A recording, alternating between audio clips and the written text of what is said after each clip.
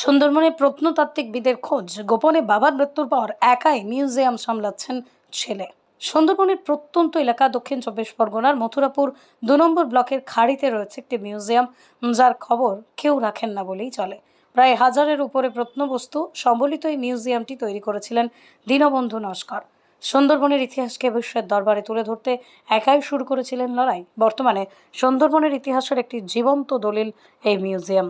কিন্তু দীনবন্ধু নস্কর প্রয়াত হওয়ার পর থেকেই রক্ষণাবেক্ষণের অভাবে এই মিউজিয়াম এখন ধ্বংসের মুখে। গোপনে একাই দেখভাল করছেন পুত্র পঙ্কজ নস্কর। বাবার মতো তিনিও বের হচ্ছেন প্রত্নবস্তু সংগ্রহের জন্য।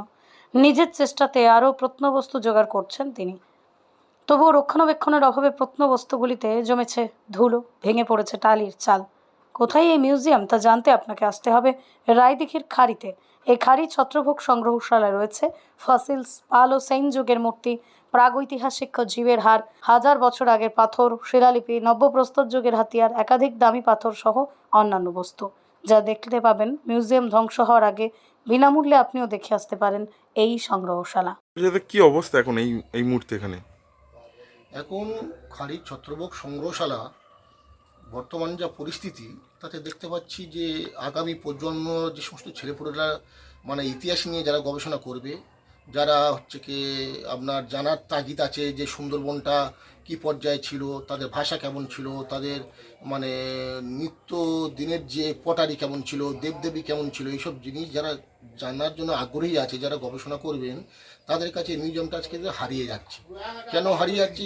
আমার বাবা প্রয়াত হয়েছেন প্রায় আজ 2.5 বছর হলো। দীনবন্ধু নস্কর, সদ্য সুন্দরবন প্রধান গবেষক দীনবন্ধু নস্কর, তিনি যা এই এরিয়ার মধ্যে যা বিভিন্ন প্রত্নস্থল আবিষ্কার করে গেছে, যেমন তিলপি তার মধ্যে একটা অন্যতম প্রত্নস্থল দীনবন্ধু নস্কর আবিষ্কার করেছেন। সেসব প্রত্নস্থলে যে সমস্ত এ পর্যন্ত যে সমস্ত গবেষকরা যাচ্ছে, তারা কিন্তু বাবার নামটা স্বীকার করছে না। তারা কিন্তু সেই প্রত্নস্থলে গিয়ে তারা তাদের মতো ফেসবুকে ছবি ছাড়ছে, এই ছাড়ছে, যে প্রত্নস্থলটা কে সৃষ্টি করলো, মানে সেই জিনিসটা তারা একদম মানে আবছা রেখে যাচ্ছে, মানে কোনো কিছু নেই। কিন্তু আজ যে 2 বছর 2.5 বছর যে মারা গেল আমার পিতা সুন্দরবন প্রধান গবেষক দীনবন্ধু নস্কর, আজ পর্যন্ত যে সমস্ত প্রধান গবেষকের তৈরি করে সাহায্য করে গেছে বা তৈরি করে দিয়েছেন, তারা আজ পর্যন্ত একটা স্মরণ সভাও করলো না। এটা আমার কাছে খুব ব্যথিত এবং দুঃখের। আমার বিষয়টা যে যিনি সমাজের জন্য এত কিছু করলেন, যিনি মানে প্রজন্মের ছেলেমেয়েদের জন্য এত কিছু করলেন, একটা খাড়ি ছত্রভোগ সংগ্রহশালা দীর্ঘ কয়েক বছর আজকে জরাজীর্ণ অবস্থা পড়ে আছে। সুন্দরবনের সমস্ত প্রত্ন সম্পদ এই সংগ্রহশালা, আদি সংগ্রহশালা, খাড়ি ছত্রভোগ সংগ্রহশালা আজকে কেন ধ্বংসমুখ হবে? প্রশাসনও আজকে নীরব।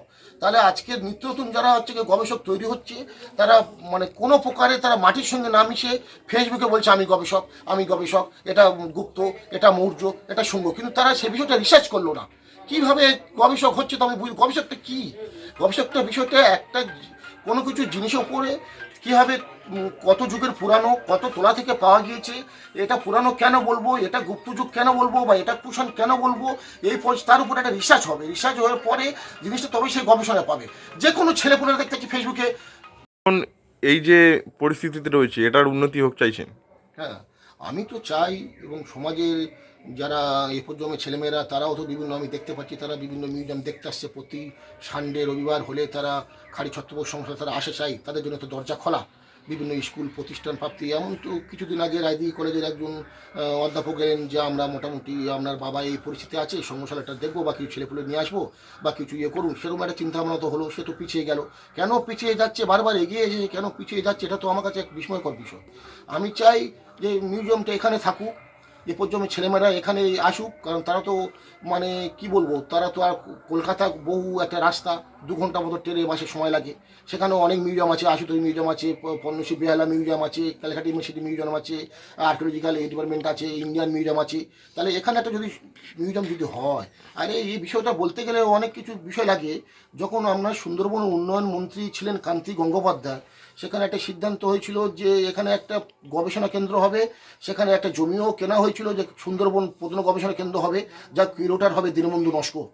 একদম সিদ্ধান্ত ঠিকঠাক। পরবর্তীকালে কি হতাশার মাধ্যমে সে জমিও বিক্রি হয়ে গেল, মিউজিয়ামটা হলো না, দেখলাম সে নামটা অন্য জায়গায় কোথায় কীরকম হয়ে গেল। এটা আমার কাছে বিস্ময়ের বিষয়। যা হোক, অতীতের বিষয়গুলো চিন্তাভাবনা করতে চাই না। বাবার স্মৃতি স্মরণ করে আমি আমার মানে খালি ছত্রভোগ সংগ্রহশালা যারা আমাদের কমিটির সঙ্গে যুক্ত আছে তাদেরকে নিয়ে আমি ছোট্ট করে এগিয়ে যাচ্ছি। এই যেমন কিছু নতুন মাল কালেকশন করেছি, তিলপি গিয়েছিলাম, কঙ্কনদিঘিতে গিয়েছিলাম, হরিনারায়ণপুরে গিয়েছিলাম, কিছু মাল কালেকশন করেছি। আমি চাই যে বাবার স্মৃতিটাকে আঁকড়ে ধরে এ পর্যন্ত কিছু ছেলেপুলেদের নিয়ে কমিটি করে শিক্ষা অনুরাগীদের নিয়ে এটাকে বাঁচিয়ে রাখবো, এটা আমার দৃঢ় প্রতিজ্ঞা।